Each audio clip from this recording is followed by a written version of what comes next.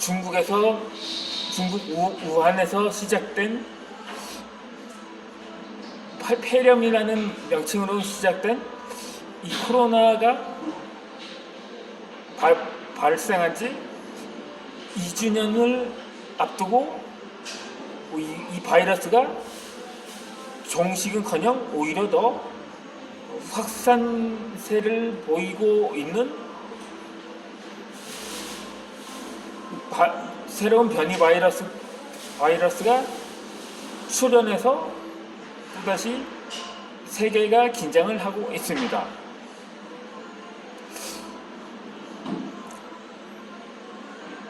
그런데 항상 인류에게는 특정 국가에서 재난이 발생하는 이웃 나라가,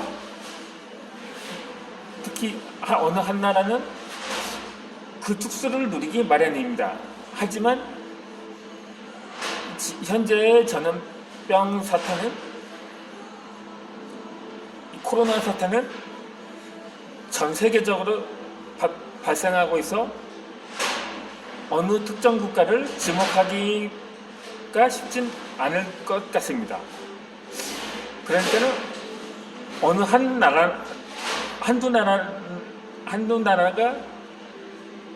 한두 나라에서 재난이 발생한다면 몰라도 말입니다. 우리나라에서 유교가 일어났을 때 그 특수를 누린 나라가 어디겠습니까? 일본이잖아요. 이 마찬가지로, 그러니까 아마도 코로나 확진자가 전혀 없는 나라가 특수를 보겠죠. 하지만 지금 북한을 제외하고는 거의 대부분의 국가가 확진자가 대거 발생을 하고, 더군다나 최근에는 오미크론이라는 기존의 델타보다 훨씬 전염력이 강하고 더 치명적일 수 있다는 우려가 제기되고 있습니다. 물론 아직까지는 이제 한 4월 정도 되었거든요. 이제 오미크론이라는 말이 나온 지가 발생하는 것이 얼마 되지 않았기 때문에 아직 그 증상은 기존의 바이러스보다는 미미하다는 여론이 지배적이긴 합니다. 하지만 지금 대부분 확진자가 2주 정도 자가 격리를 하기 때문에 완전히 회복되기까지 회복되거나 아니면 가령 양성을 받아서 다시 양성 판정을 받다가 다시 음성으로 회복되기 때문에 그 정도 걸리는지 모르겠지만 2주 정도 항상 그렇게 되거든요. 그러다 보니까는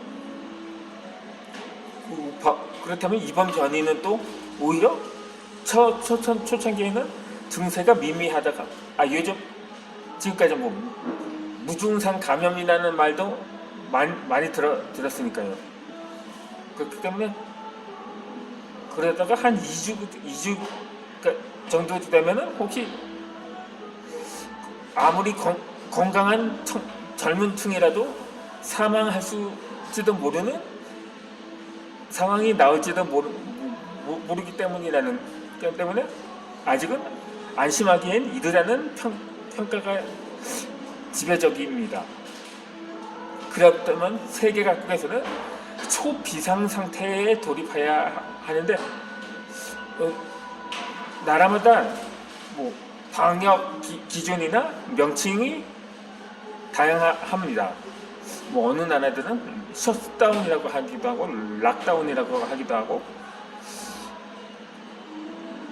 긴급 사태라고 표현을 쓰기도 하고, 우리나라처럼 단계적 거리두기, 사회적 거리두기, 생활 속 거리두기 이렇게 나뉘어서 기준을 매기는데, 그 중에서 가장 강력한 것이 바로 전면 봉쇄라는 거죠. 지금까지 유럽은 너무 걷잡을 수 없이 확산이 되니까는 전면 봉쇄를 했는데 특히 그렇다면 이번 변이가 창궐을 할 경우 더군다나 치명률도 기존의 델타보다도 훨씬 높다면 그때는 우리나라도 전면 봉쇄가 불가피할지도 모른다는 우려입니다. 그렇다면 거의 북한 수준으로 방역을 강화해야 한다는 말이겠죠. 이 방역이라고 표현은 상당히 약하거든요. 그냥 전면 봉쇄 수준이라고 해야 할 것 같습니다. 그런데 그렇다면 이미 세계 여러 나라가 앞다투어서 빗장을 잠그고 있다는데 이미 홍콩 사람이 확진이 되었다고 합니다. 그렇다면 지금은 중국 전역에서 걷잡을 수 없을 정도로 그냥 퍼지고 있는 중이거든요. 그렇다면 북한은 정말 2년 동안 전면 봉쇄 그래도 유럽의 전면 봉쇄라고 하지만 유럽보다 훨씬 더 강도 높은 전면 봉쇄를 해왔었는데 그렇다면 북한은 이전보다 더 강화해야 한다는 말이 나오면서 그때 되면 북한 주민들의 불만은 그러니까 인내의 한계를 느끼게 되겠죠. 2년 동안 버텨왔는데 더 이상 그게 솔직히 선진국들 중에서 초창기에는 사재기를 했거든요. 혹시 전면 봉쇄를 해서 그냥 집에만 있어야 하는 기간이 얼마 될지 모르는데 개인적으로 말하면 한 2주 정도 자가격리를 했거든요. 뭐 유럽의 경우는 3주 전면 봉쇄를 했는데 그 아무리 사재기를 한다고 해도 그 생필품이 그게 며칠씩 기준을 계산하기는 어렵거든요. 얼마나 더 있어야 하는지도 모르는데 그 전에 다 식량을 포함해서 모든 게 다 동일하면 그 이유는 어떻게 버티겠습니까? 그러니까는 어쩔 도리가 없는 거죠. 그러니까 다시금 어느 정도 코로나 확산세가 주춤하면 그때 좀 풀고 해제하고 그랬는데 그때마다 재확산이 되면서 이걸 그러다 보니까 완전히 봉사하고 해제하고 완화하고 그렇게 반복하다 보니까는 이제 뭐 위드 코로나라는 그냥 이제 코로나랑 그냥 같이 지내는 수밖에 없다. 그렇게 해서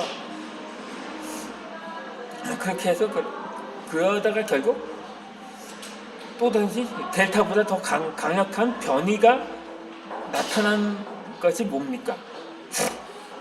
그렇다면 더 이상 북한도 버틸 재간은 없을 것입니다. 지금 아마도 이전보다 더 전면 봉쇄를 강화하려면 군사훈련마저 중단을 해야 하거든요. 그런데 최근에 또 이 김정은 전면 별장을 짓는다는 얘기가 나와서 말인데 그게 어디서 나올까요?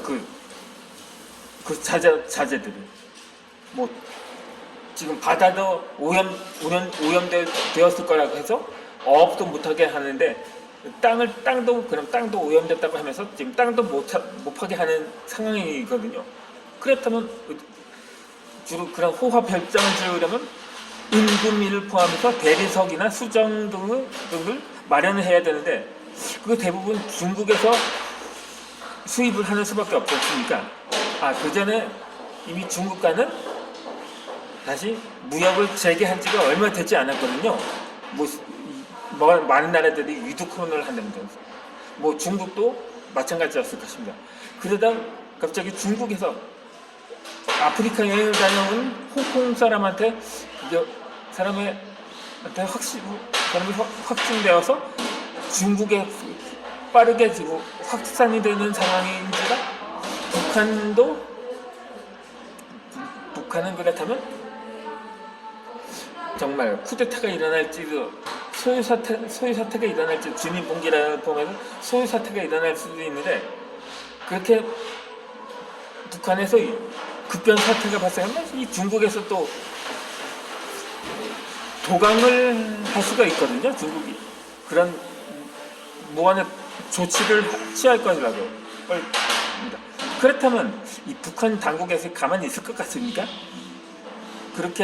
그럴 경우 공산국가들 간에 자중질환이 발생할 수도 있다는 점입니다. 그러다가 중국인 누군가에서 김정은을 제거할 수도 있고 그렇게 되면 김한소를 내세울 수도 있을 가능성이 큽니다. 이 김정은도 사실 중국의 적대적이거든요. 이 오죽하면 대놓고 중국인 천연식적이라고 했겠습니까? 그러니까는 제가 그렇다고 그게 굳이 남북통일이라고 제가 제목을 정했는데 꼭 통일이 아니더라도 이 만약에 김한솔이 전면에 등장할 경우 그러니까 지금쯤 김한솔은 김정은이가 정권을 장악했을 때 당시 나이와 거의 그 나이가 되었을 겁니다. 그래서 이제 만약에 통일 얘기가 나와서 말인데 통일되면 남은 우리도 먹고 살기 어려운데 저 북한 거지들까지 먹어 살리라고 그렇게 말을 하는 경향이 있거든요. 그런 이기심이 어디 있습니까? 만약에 그러니까 우리나라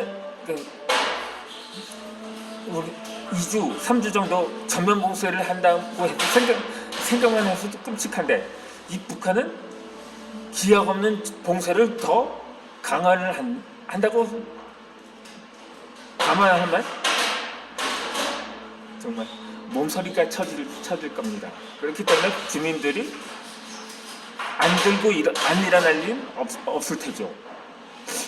만약에 그러지 않더라도 그러니까는 독일이 통일되었을 당시에 통일이 된다면 몰라도 지금 상당히 그때와 남북의 경제적 격차가 상당히 차이가 나지 않았을 때니까. 그런데도 당시에도 남북 통일은 불가능하다는 여론도 있었거든요. 그러니 요즘은 오죽하겠습니까? 그러니까 꼭 통일이 아니라도 신라가 삼국 통일을 했을 때 통일신라라고 했는데 그러니까 서쪽으로는 대동강 남단에서 금강산 동쪽으로는 금강산 그 위로는 발해 영토였으니까 이 남북국 시대라고 해서 이렇게 서로 중국에서 주장하는 1국 2차제가 아닌 2국 1체제라고 해서 남북한이 자유민주 체제로 가는 게 그것이 어떨까 하는 바입니다. 그러니까는 과거 신라와 발해가 적대 관계는 아니었거든요. 그렇게 해서 이번 사태를 바랍니다.